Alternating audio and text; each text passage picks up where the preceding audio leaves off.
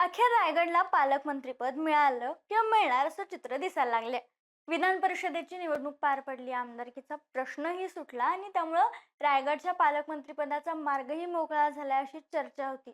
पण राष्ट्रवादीचे अनिकेत तटकरे, शिवसेनेचे भरत गोगावले, तटकरे विरुद्ध गोगावले हा वाद सध्या तुर्तास तरी थांबलाय, कारण दोघे एकमेकांवर टीका करताना दिसत नाहीत.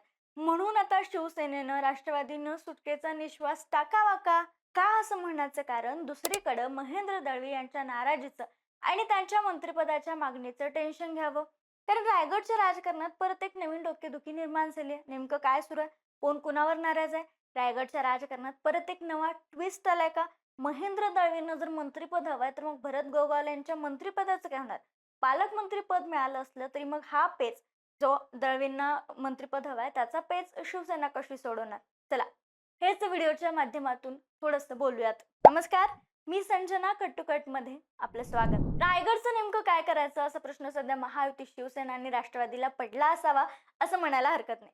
गमतीचा भाग सोडला तरी सुरुवातीपासून पालकमंत्री पदावरून सुरू असलेला पेच आता सुटला असं वाटत असताना नव्याने मंत्रिपदाचा पेच निर्माण झाल्याची चर्चा. याचं कारण म्हणजे विधान परिषद निवडणुकीत अनिकेत तटकरे यांच्या विरोधात बंडखोरी करत उमेदवारी अर्ज दाखल करणाऱ्या महेंद्र दळवी यांच्या कन्या जुईली दळवी.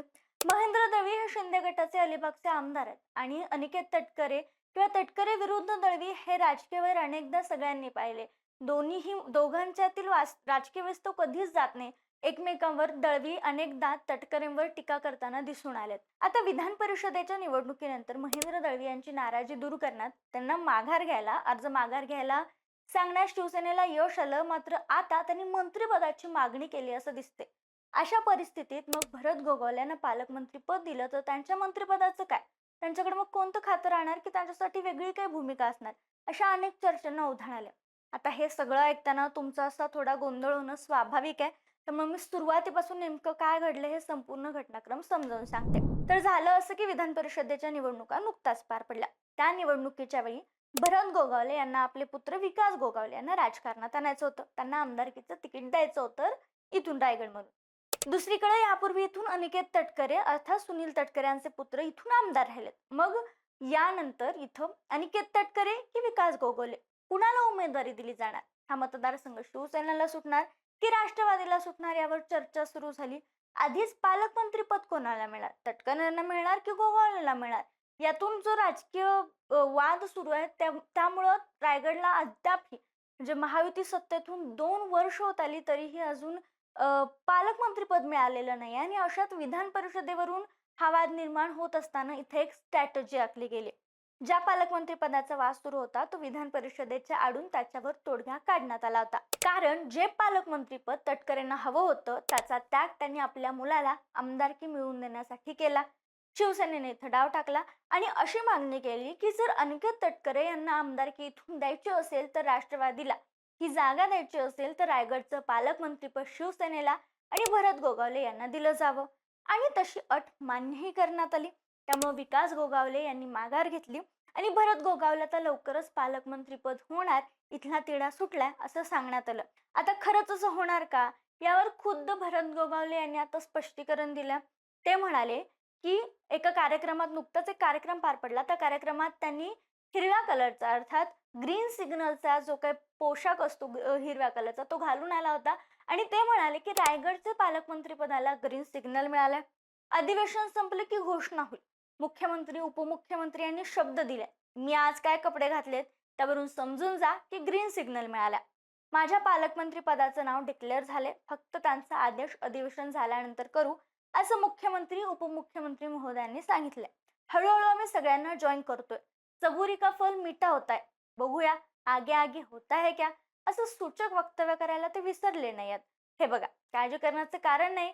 मी 1.5 वर्ष थांबलो ना, मी ज्या खुर्चीची वाट पाहत होतो आम्ही थांबलो ना आणि आता आम्ही सगळे जवळ आलो आहोत. लवकरच 8 ते 10 दिवसात हे पद जाहीर केलं जाईल असं म्हणत तटकरे आणि गोगावले एकत्र आलेत असं विधान त्यांना करायचं होतं का की आगे आगे देखा होता है क्या असं म्हणत असंच आता मंत्रीपद जे दळवींनी मागितले किंवा पुढच्या काही गोष्टी त्यांच्या शिवसेनेच्या मनाप्रमाणे होतील असं गोगावलेंना सुचवायचंय का?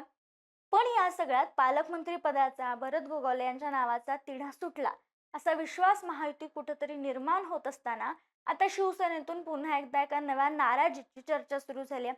आणि ते नाव म्हणजे महेंद्र दळवी. महेंद्र दळवी आणि तटकरे यांच्यातील वाद सर्वश्रुत आहे. जिल्हा परिषदेच्या निवडणुकीवेळी हा वाद चांगला चर्चेत आला होता. कारण यावेळी महेंद्र दळवी यांच्या पत्नीला जिल्हा परिषद अध्यक्षपद मिळावं अशी त्यांची इच्छा होती. मात्र इथं तटकरेंच्या खेळीमुळं कमी जागा असूनही भाजपचा अध्यक्ष इथं अध्यक्ष म्हणून निवडून आला. त्यामुळे महेंद्र दळवी, भरत गोगावले हे दोघेही नाराज झाले. त्यांनी मोठ्या प्रमाणात टीका केली होती. याशिवाय 2025ला देखील मोठ्या प्रमाणात अतिशय तिखट टीका तटकरेंवर दळवी यांनी केल्याचं पाहायला मिळालं होतं.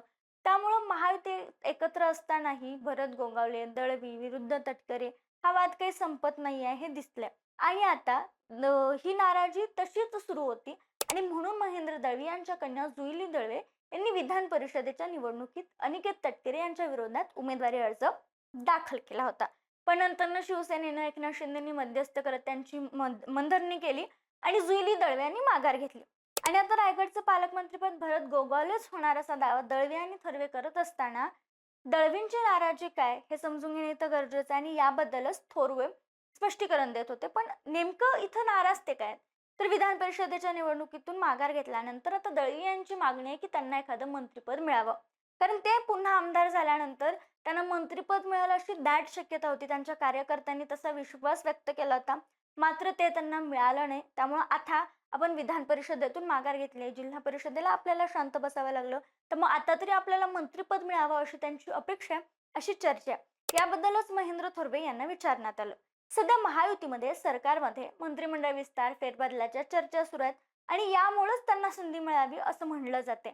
आणि याबद्दल त्यांच्या नाराजीबद्दल जेव्हा आमदार महेंद्र थोरवे यांना विचारण्यात आलं तेव्हा याबद्दल बोलताना ते म्हणाले की महेंद्र दळवी यांची नाराजी योग्यच आहे. जिल्हा परिषद आणि विधान परिषद निवडणुकीत जे काही घडलं त्यामुळे ते दुखावले गेलेत.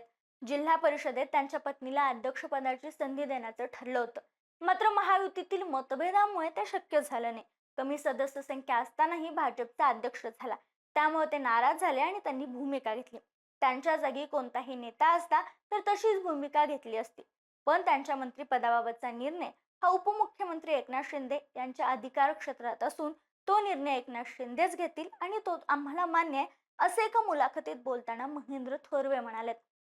त्यामुळं जर महेंद्र दळवी यांची नाराजी दूर करायची असेल तर मग मंत्रिपद द्यायचं कुठून? एकीकडे भरत गोगावलेंना पालकमंत्री पद मिळणार आहे, मग भरत गोगावलेंचं मंत्रिपद तर धोक्यात नाही आहे ना, असा सवालही तो उपस्थित होतोय. कारण पालकमंत्रीपद, मंत्रिपद ठेवल्यानंतर दळवींची नाराजी अजून वाढली किंवा इतकी माघार घेतल्यानंतर आपल्याला काय असा सवाल उपस्थित केला जाऊ शकतो. मग लवकरात लवकर दळवी यांची नाराजी दूर करणं गरजेचं असताना इथं शिवसेना काय करणार? मग परत भरत गोगावलेंना त्याग करावा लागू शकतो का? किंवा यातून दुसरी काही मध्यस्थी मार्ग शिवसेना काढणार, महायुती काढणार हे पाहणं महत्त्वाचं ठरणार आहे.